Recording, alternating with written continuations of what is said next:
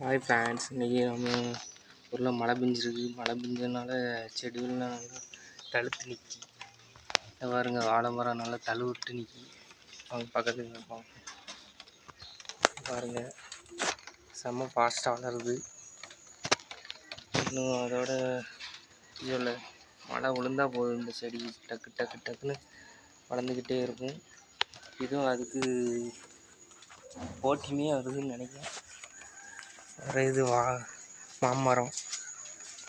இது லாஸ்ட்டு ஒரு பூச்சால் இருந்த செடி அழுகி போச்சு. வெண்டைக்காய் செடி தழுத்து நல்லா நிற்கி. இது கேனில் போட்டது, இதுவும் தழுத்து நிற்கி. கத்திரிக்காய் செடி வளருது.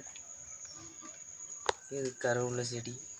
இது மணி பிளான்ட்டு நல்லா தழுத்து நல்லா வருது.